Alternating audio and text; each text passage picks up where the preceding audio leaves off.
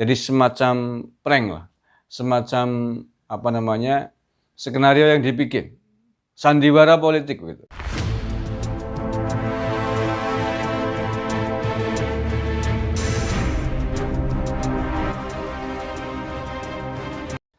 Assalamualaikum warahmatullahi wabarakatuh. Salam sejahtera, salam Nusantara untuk kita semuanya. Saudara-saudaraku sebangsa dan setanah air yang saya cintai dimanapun Anda berada. Saya masih ingin melanjutkan pembicaraan terkait dengan polemik Ganjar Pranowo dan Puan Maharani.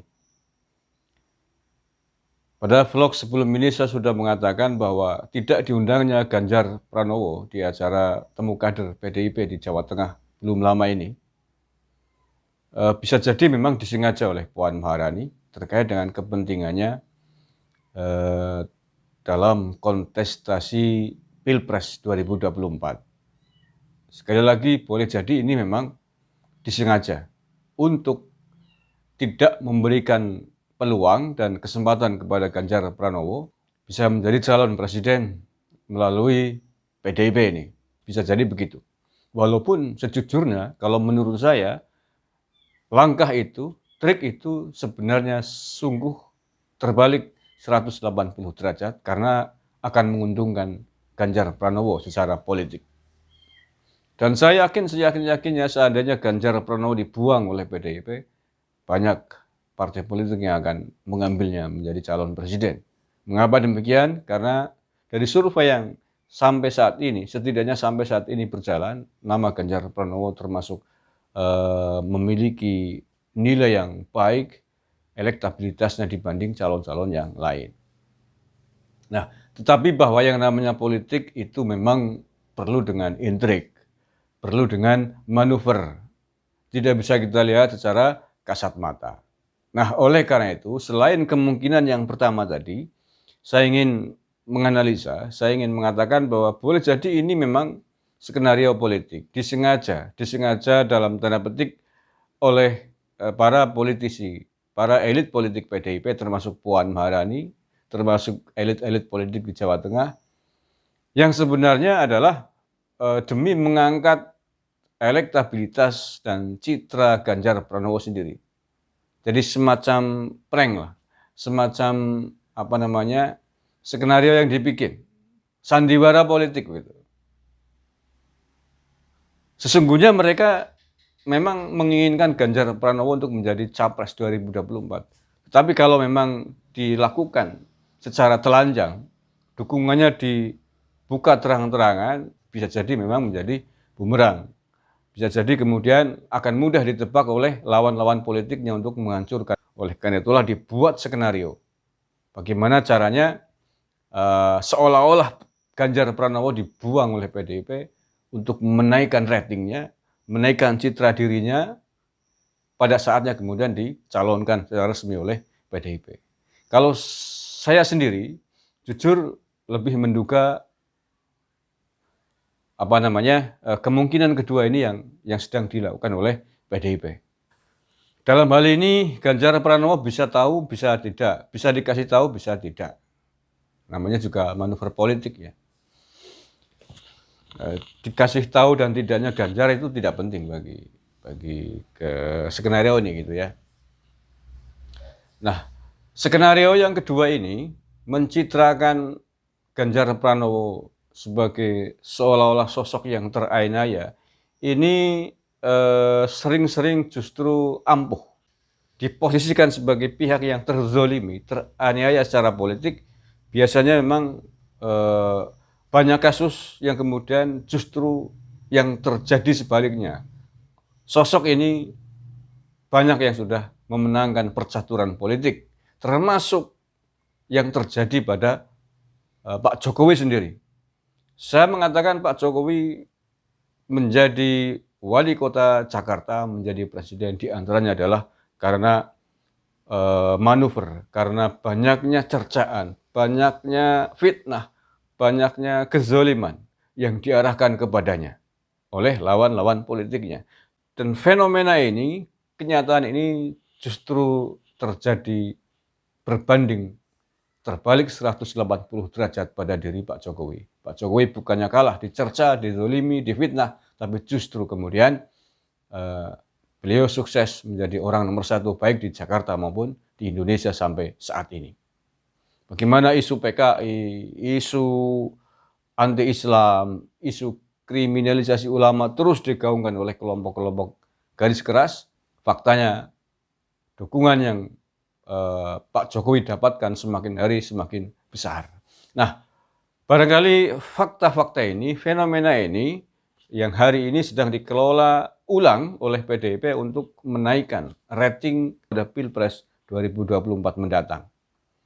Saya sekali lagi mencurigai, menduga, menganalisa bahwa strategi politik ini yang sedang dimainkan oleh PDIP terkait dengan Ganjar Pranowo bukan benar-benar ingin mencalonkan Puan Maharani di kursi presiden atau wakil presiden yang akan datang.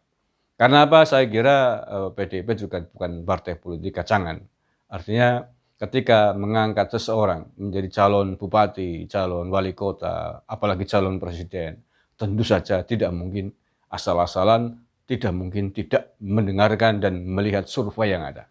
Survei yang ada sampai hari ini tidak ada satupun survei politik yang mengunggulkan nama Puan Maharani sebagai orang yang punya elektabilitas tinggi sebagai calon presiden. Sebagai calon wakil presiden saja tidak, apalagi sebagai calon presiden. Artinya kalau memaksakan diri, walaupun secara formal partai Puan Maharani sangat bisa menjadi capres R1 di PDIP, tetapi secara realitas politik tidak mungkin. Nah, tentu saja PDIP akan berangkat dari parameter-parameter politik untuk menunjuk siapa yang layak menjadi calon presiden di tanah air ini. Dan hari ini di tubuh PDIP, di internal PDIP, saya tidak melihat ada nama lain yang lebih populer ketimbang Pak Ganjar Pranowo sebagai calon presiden. Ibu Rismawati cukup namanya muncul tapi tidak jauh lah ya, tidak sebanding dengan Pak Ganjar Pranowo. Jadi terserah Anda mau percaya yang mana, Anda menilai mana, tapi yang jelas Pak, di dalam dunia politik semakin cerdas, semakin canggih orang berpolitik akan semakin canggih melakukan manuver-manuver politik yang semakin rahasia, semakin sulit ditebak. Itulah strategi politik yang paling bagus. Tapi strategi politik telanjang, apa adanya, termasuk diantaranya strategi dengan isu agama, membuat isu anti-Islam, menokohkan seorang tokoh sebagai sosok ulama dan lain sebagainya, ini tidak akan sukses untuk menjadikan seseorang menjadi pemimpin di negara bernama Indonesia ini. Negara yang penuh perbedaan, negara yang punya Bhinneka Tunggal Ika, negara yang sangat heterogen, baik dari sisi agama, budaya, dan lain sebagainya. Citra diri agama hanya akan sukses di negara yang memang berdasarkan agama. Tetapi di Indonesia tidak bisa, karena Indonesia itu bukan negara agama. Indonesia itu negara Nusantara, negara yang memiliki Bhinneka Tunggal Ika. Maka orang yang akan sukses menjadi pemimpin di Indonesia ini adalah orang yang memiliki cita rasa kebangsaan yang tinggi, yang memiliki cita rasa nasionalisme yang tinggi, tetapi sekaligus juga peduli terhadap nilai-nilai agama, walaupun tidak harus secara formal, tapi dalam praktek kenyataan sehari-hari, sebagaimana yang telah dilakukan oleh Pak Jokowi. Tidak pernah menonjol-nonjolkan simbol-simbol agama pada dirinya, tetapi praktek keseharian, apa yang beliau lakukan, baik dalam konteks bernegara, berbangsa, maupun konteks keluarga, itu adalah perwujudan dari sikap-sikap yang agamis. Nah, pertanyaannya kemudian, seandainya Pak Ganjar Pranowo pada saatnya akan dicalonkan menjadi presiden oleh PDIP, lantas siapakah orang yang pantas untuk menduduki R2 melalui partai ini? Dalam konteks hari ini, dalam konteks kelompok radikal masih terus membabi buta, masih terus memaksakan diri, ingin mengusik, ingin mengkoyak, merusak Bhinneka Tunggal Ika, maka tidak ada pilihan yang tepat selain Ganjar Pranowo juga harus dipasangkan dengan orang yang menjadi simbol kekuatan agama, menjadi simbol kekuatan Bhinneka Tunggal Ika, menjadi simbol perlawanan terhadap kelompok radikal. Sekali lagi, dalam konteks kondisi bangsa, kondisi masyarakat seperti hari ini, di mana kelompok radikal masih terus merajalela, maka calon yang akan mendampingi Pak Ganjar Pranowo haruslah orang yang memiliki sikap perlawanan yang tegas dan dipercaya oleh publik Indonesia untuk melawan kelompok ini. Sekian, terima kasih. Wallahul muwaffiq ila aqwamit thoriq. Assalamualaikum warahmatullahi wabarakatuh. NKRI harga mati.